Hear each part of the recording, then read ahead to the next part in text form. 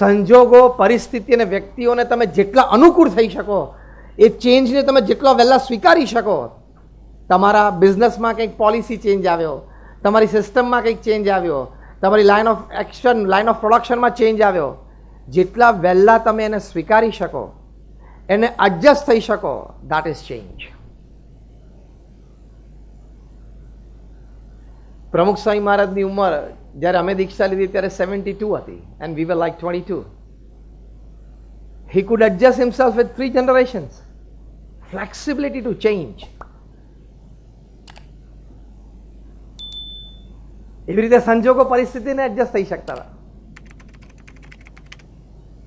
ટૂંકમાં ચોખ્ખી દેશી ભાષામાં મને નહીં ફાવે આની જોડે બોલવાનું જ નહીં, આપણને બધા જોડે ફાવે. એડજસ્ટ થતા આવડવું જોઈએ. આ ફર્સ્ટ સ્પિરિચ્યુઅલ ઇન્ટેલિજન્સ છે, where you gain, where you grow, where you succeed. પાણી છે એને તમે વાટકીમાં લો એટલે વાટકીનો આકાર પકડે, ગ્લાસમાં મૂકો એટલે ગ્લાસનો આકાર પકડે, ડોલમાં મૂકો એટલે ડોલનો આકાર પકડે.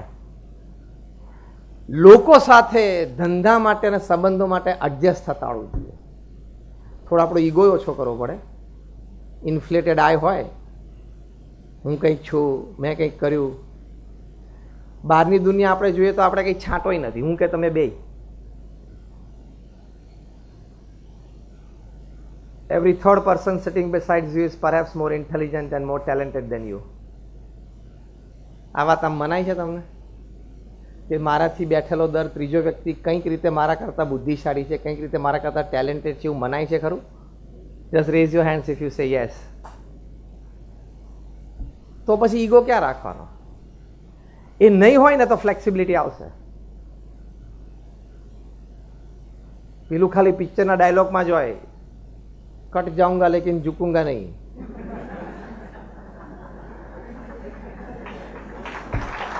એ ખાલી પિક્ચરના ડાયલોગમાં જ હોય, વાસ્તવિક જીવનમાં એ ના હોય. વાસ્તવિક જીવનમાં ફ્લેક્સિબિલિટી જોઈએ, ફ્લેક્સિબિલિટી ટુ ચેન્જ.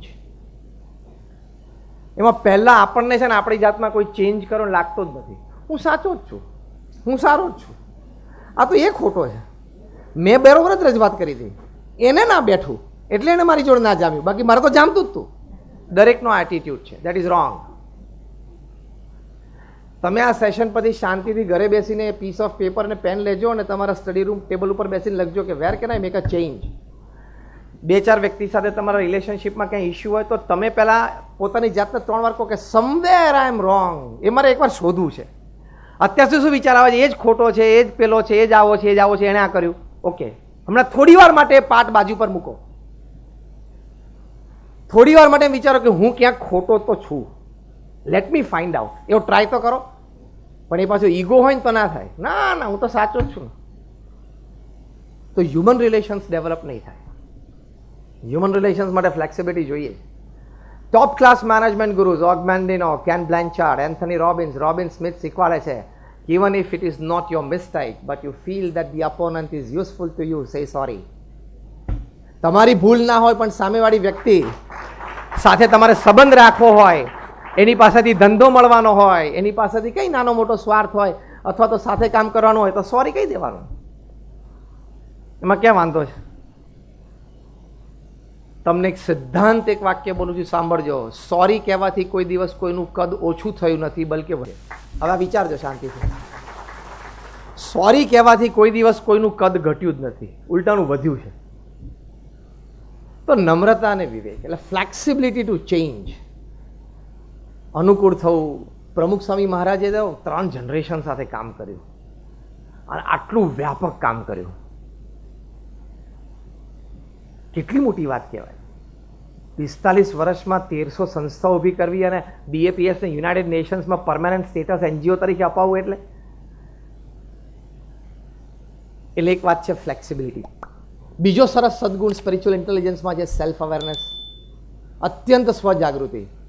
હું ક્યાં છું, શું બોલું છું, કોણ આજુબાજુ લોકો છે, મારા બોલાય કે ન બોલાય, મારે આ રીતે વ્યક્ત થવાય કે ના થવાય, મારા એટીટ્યુડ્સ, એક્સપ્રેશન્સ, બિહેવિયર્સ, એ બધા માટે અત્યંત સ્વજાગૃતિ. પ્રમુખ સ્વામી મહારાજ અક્ષરધામ નિવાસી થયા 2016માં. પછી એમની શ્રદ્ધાંજલિ સભામાં ગાંધીનગરમાં એક સારા આગેવાન વ્યક્તિએ બહુ સરસ વાત કરેલી. એમણે કહ્યું કે હું 40 વર્ષથી પ્રમુખ સ્વામી મહારાજને જોતો આવ્યો છું, બહુ નજીકથી મેં નિહાળ્યા છે અને અનેક પ્રસંગે સાથે રહ્યો છું. ને છેલ્લા 40 વર્ષ 4 દાયકાથી પ્રમુખ સ્વામી મહારાજે સ્ટેટ, નેશનલ ઇસ્યુઝ, ઇન્ટરનેશનલ ઇસ્યુઝમાં પોતાનો અભિપ્રાય આપ્યો છે. પણ ક્યારેય પ્રમુખ સ્વામી મહારાજના આ 40 વર્ષનો તો મારો અનુભવ, પણ એમ કે 80 વર્ષનું જાહેર જીવન, એમાં ક્યારેય પ્રમુખ સ્વામી મહારાજે એક શબ્દ પણ એવો ઉચ્ચાર્યો નથી, એક પણ એવી ક્રિયા કરી નથી કે જેના લીધે વિવાદમાં આવી ગયા હોય, કોન્ટ્રોવર્સીમાં આવી ગયા હોય. 80 વર્ષનું જાહેર જીવન જીવવું, 7.5 લાખ પત્રોના જવાબ આપ્યા છે પ્રમુખ સ્વામી મહારાજે. તમે હમણાં અહીંથી ઓફિસ જશો અને ઓફિસનો મેલ બોક્સ ખોલો અને 10 મેલના જવાબ તમારે લંચ પહેલાં આપવાના હોય તો એમનામ ગાંડા થઈ જશો. પ્રમુખ સ્વામી મહારાજે રોજ 70 પત્રોના જવાબ આપ્યા 45 વર્ષ સુધી. 70 letters a day without a Sunday for 45 years. અને નિર્ણયાત્મક જવાબ આપવાના.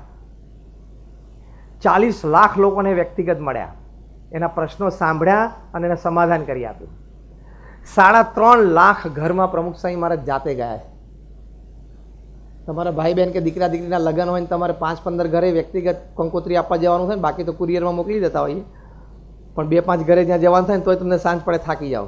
3.5 લાખ ઘરમાં પધરામણીઓ કરી છે. અને અમારા જેવા લગભગ 1200 સંતોને એમણે દીક્ષા આપી. એમાં 750થી પણ વધારે સંતો graduates, post graduates, chartered accountants, doctors અને એન્જિનિયર્સ છે. એમાંથી 150થી પણ વધારે સંતો બોર્ન અમેરિકન અને બ્રિટિશ સિટીઝન છે.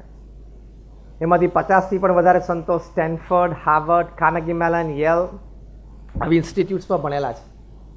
એ તમને એમ ના લાગે કંઈક ચામ્યું નહીં હોય, ફાવ્યું નહીં હોય, ગમ્યું નહીં એટલે એ ભેગા થઈ ગયા છે. હા, સંતોને જોવો એટલે એમ લાગે કે આને બિચારાને નહીં ફાવ્યું હોય, આને તરત બિચારો થઈ જાય, આને બિચારાને નહીં જામ્યું હોય. BAPS is a different organisation. અમે જે સંસ્થામાંથી આવીએ છીએ ને ત્યાં બહુ બધા સમજીને વિચારીને આવે છે. એટલે અમારા 50થી પણ વધારે સંતો Stanford, Harvard, Carnegie melon, Yale, Keylong જેવી ઇન્સ્ટિટ્યૂટ્સમાં ભણેલા છે. અમારા ઘણા બધા સંતો માઇક્રોસોફ્ટ, ગૂગલ, નાસામાં 1.5 લાખનો સેલરી 25 વર્ષની ઉંમરે છોડીને આવેલા છે. એટલે they know why they are here, they know what they are supposed to do, and living here they know what they are doing. આવું કામ પ્રમુખ સ્વામી મહારાજે કર્યું. અત્યંત સેલ્ફ અવેરનેસ એમની હતી. દરેક વ્યક્તિ સાથે વાત કરવામાં, દરેક કાર્ય કરવામાં ટુ ધ પરફેક્શન. વ્યક્તિ સાથે રિલેશનશીપમાં સામેવાળી વ્યક્તિ રાજી થાય, પ્રસન્ન થાય,